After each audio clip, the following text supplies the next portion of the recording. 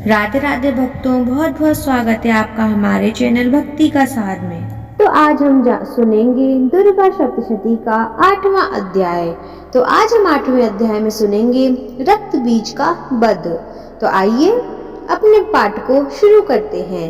महर्षि मेधा ने कहा, चंड और मुंड नामक असुरों के मारे जाने और बहुत सी सेना के नष्ट हो जाने से असुरों के राजा प्रतापी शंभु ने क्रोध युक्त होकर अपनी संपूर्ण सेना को युद्ध के लिए तैयार होने की आज्ञा दी। उसने कहा, अब उदायुध नामक 86 असुर सेनापति अपने सेनाओं के साथ युद्ध के लिए जाए और कंबू नामक 84 सेनापति भी युद्ध के लिए जाए और कोटि वीर्य नामक 50 सेनापति और धौम्रकुल नाम के 100 सेनापति प्रस्थान करें। कालक, देवहद, मौर्य और काल के यह दैत्य भी मेरी आज्ञा से सजकर युद्ध के लिए कूच करें। भयानक शासन करने वाले असुरों का स्वामी शुंभ इस प्रकार आज्ञा देकर बहुत बड़ी सेना के साथ युद्ध के लिए चला। उसकी सेना को अपनी ओर आता देख चंडिका ने अपनी धनुष की टंकोर से पृथ्वी और आकाश के बीच का भाग गुंजा दिया। हे राजन, इसके पश्चात देवी के सिंह ने धारना आरंभ कर दिया और अंबिका के घंटों के शब्दों ने उस ध्वनि को और भी बढ़ा दिया। धनुष की टंकार, शेर की दहाड़ और घंटे के शब्द से पृथ्वी और आकाश के बीच का भाग गूंज उठा और इसके साथ ही देवी ने अपने मुख को और भी भयानक बना लिया। ऐसा भयंकर शब्द को सुनकर राक्षसी सेना ने देवी तथा सिंह को चारों ओर से घेर लिया। हे राजन, उस समय दैत्यों के नाश के लिए और देवताओं के हित के लिए ब्रह्मा, शिव, कार्तिकेय, विष्णु तथा इंद्र आदि देवों की शक्तियां जो अत्यंत पराक्रम और बल से संपन्न थीं, उनके शरीर से निकलकर उसी रूप में चंडिका देवी के पास गईं। जिस देवता का जैसा रूप था, जैसे आभूषण थे और जैसा वाहन था, वैसा ही रूप, आभूषण, वाहन लेकर उन देवताओं की शक्तियां दैत्यों से युद्ध करने के लिए आईं। हंस युक्त विमान में बैठकर और रुद्राक्ष की माला तथा कमंडलू धारण करके ब्रह्मा जी की शक्तियां आईं। वृषभ पर सवार होकर, हाथ में त्रिशूल लेकर, महानाग का कंकण पहनकर और चंद्र रेखा से भूषित होकर भगवान शंकर की शक्ति माहेश्वरी आईं। और मोर पर आरूढ़ होकर हाथ में शक्ति लिए दैत्यों से युद्ध करने के लिए कार्तिका जी की शक्ति उन्हीं का रूप धारण करके आईं। भगवान विष्णु की शक्ति गरुड़ पर सवार होकर शंख, चक्र, शाद, गदा, धनुष तथा खड्ग हाथ में लिए हुए आईं। श्री हरि की शक्ति वाराही वाराह का शरीर धारण करके आईं और नरसिंह के समान शरीर धारण करके उनकी शक्ति नारसिंही भी आईं। उसकी गर्दन के झटकों से आकाश के तारे टूट पड़ते थे और इसी प्रकार देवराज इंद्र की शक्ति ऐन्द्री भी ऐरावत के ऊपर सवार होकर आई। पश्चात इन देव देवताओं की शक्तियों के घिरे हुए भगवान शंकर ने चंडिका से कहा, मेरी प्रसन्नता के लिए तुम शीघ्र ही इन असुरों को मारो। इसके पश्चात देवी के शरीर में से अत्यंत उग्र रूप वाली और सैकड़ों गीदड़ियों के समान आवाज करने वाली चंडिका शक्ति प्रकट हुई। उस अपाराज देवी ने धूमिल जटा वाले भगवान श्री शंकर जी से कहा, हे प्रभु, आप मेरी ओर से दूत बनकर शुंभ और नृशुंभ के पास जाइए और उन अत्यंत गर्वीले दैत्यों से कहिए तथा उनके अतिरिक्त भी जो भी दैत्य वहां युद्ध के लिए उपस्थित हों, उनसे भी कहिए, जो तुम्हें अपने जीवित रहने की इच्छा हो तो त्रिलोकी का राज्य इंद्र को दे दो।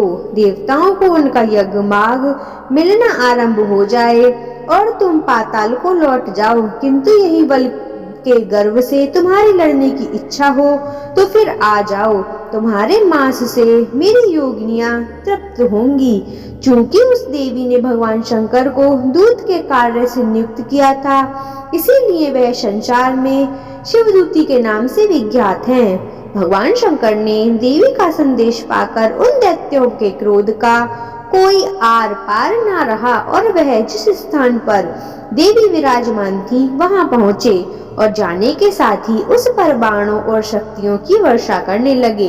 देवी ने उनके फेंके हुए बाणों, त्रिशूलों, शक्तियों और फरसों को अपने बाणों के काट डाला और काली देवी उस देवी के साथ आगे खड़ी होकर शत्रुओं को त्रिशूल से विदीर्ण करने लगी और खड्गांग से कुचलने लगी।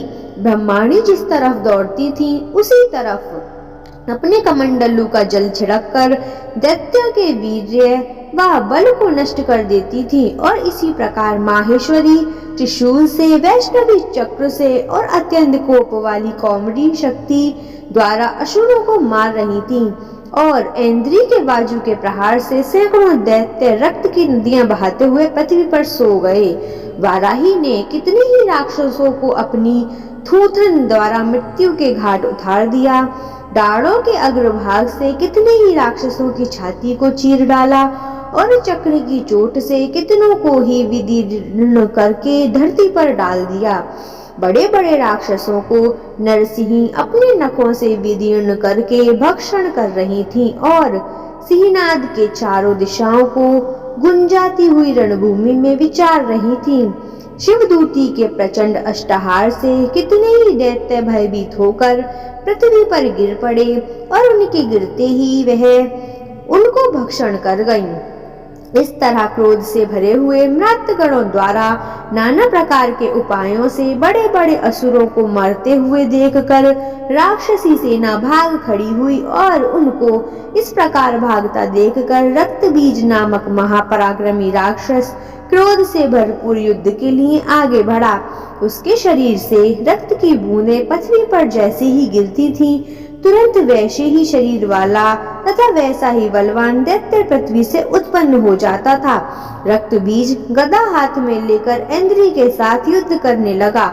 जब ऐन्द्री शक्ति ने अपने व्रज से उसको मारा तो घायल होने के कारण उसके शरीर से बहुत सा रक्त बहने लगा और उसकी प्रत्येक बूंद से उसके समान ही बलवान तथा महापराक्रमी अनेकों दैत्य भयंकर रूप से प्रकट हो गए। वह सबके सब दैत्य बीज के समान ही बलवान तेज वाले थे। वह भी भयंकर अस्त्र शस्त्र लेकर देवियों के साथ लड़ने लगे। जब ऐन्द्री ने व्रज के प्रहार से उसके मस्तक पर चोट लगी और रक्त बहने लगा तो उसमें से हजारों ही पुरुष उत्पन्न हो गए। वैष्णवी ने चक्र से और ऐन्द्री ने गदा से रक्त बीज को चोट पहुंचाई और वैष्णवी के चक्र से घायल होने पर उसके शरीर से जो रक्त बहा उससे महाअसुर उत्पन्न हुए जिनके द्वारा यह जगत व्याप्त हो गया।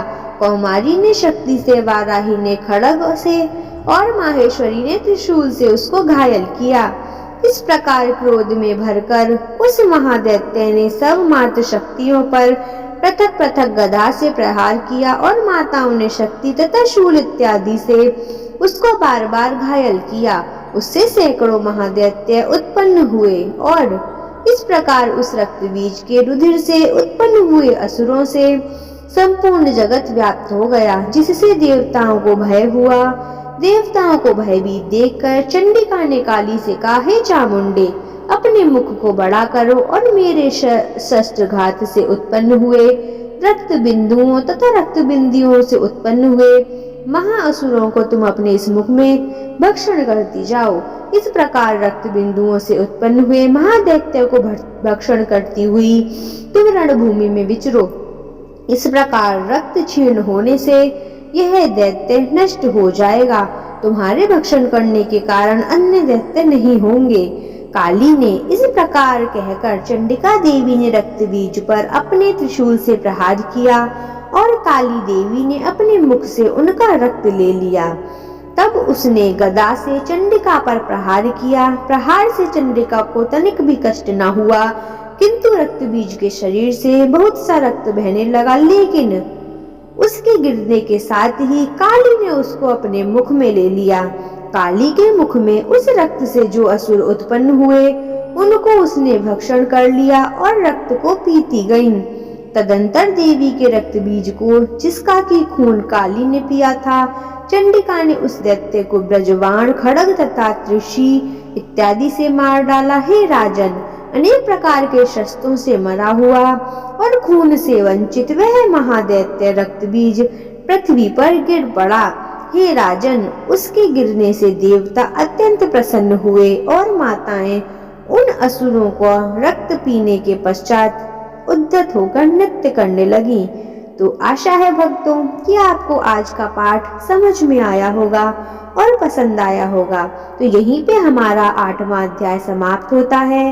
हम कल सुबह आपको 4:30 बजे फिर एक नया अध्याय लेके मिलेंगे, दुर्गा सप्तशती का 9वां अध्याय। तो राधे राधे दोस्तों, आपका दिन मंगलमय और शुभ हो। माता रानी की कृपा आप सब पर बनी रहे।